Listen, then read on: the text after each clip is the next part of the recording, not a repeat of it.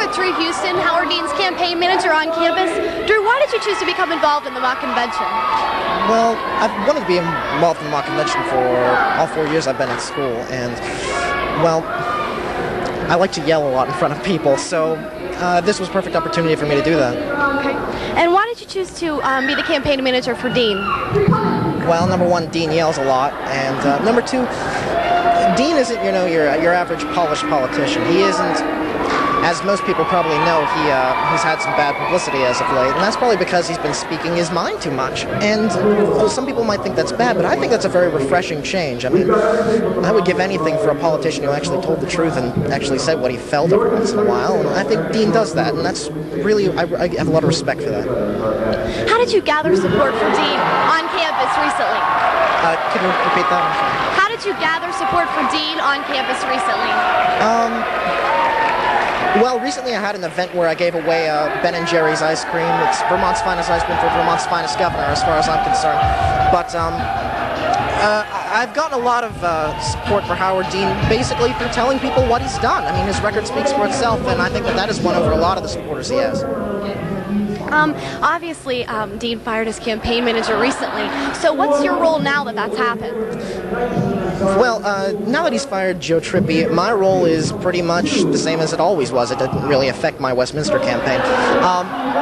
He's been approaching his national campaign a little differently now. He's campaigning more in Michigan and then Wisconsin and California now. But how it affected me, it's not really very applicable. Dean started out with $40 million to his campaign, and now it's down to $9 million. How does he plan, and you plan, to raise funds for this? Well, the same way he always raises funds. The average Dean donation is $70. Not many people know that. All of his fundraising comes from people like you and me, people who can barely afford to donate. But you know what?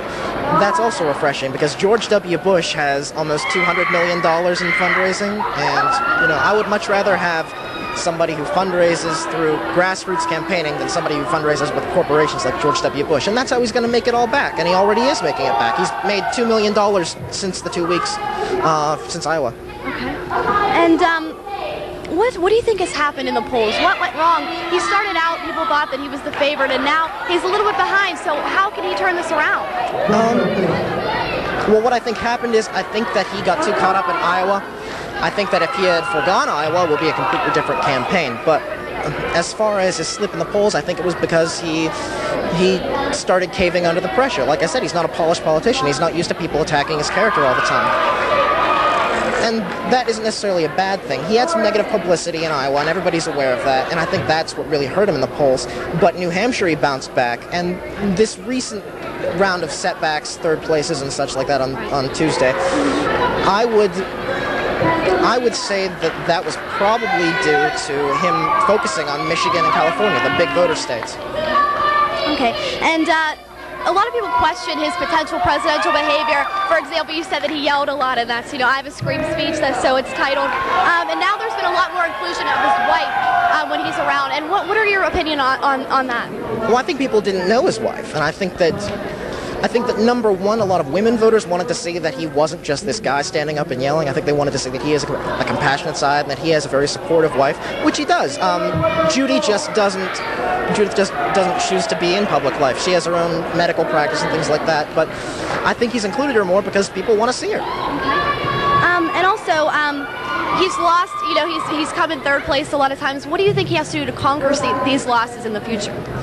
Well, I think that some recent developments, especially with the Kerry campaign, about how Kerry kind of misled people when he was protesting in Vietnam, and I think that if he gets back to the basics, I think that if he gets back to his roots, his record, how he balanced the budget, all 11 years he was governor of Vermont, how he was the only candidate out there that originally opposed the Iraq War, and I think that all of those things, if he just gets back to basics, it'll lead to a victory for him.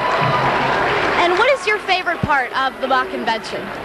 Oh, I'd have to say, up to now it was the debates, but I think that these speeches will be a great part. I can't wait. Reporting live from the mock convention, I'm Sarah Bowers. Back to you at the desk.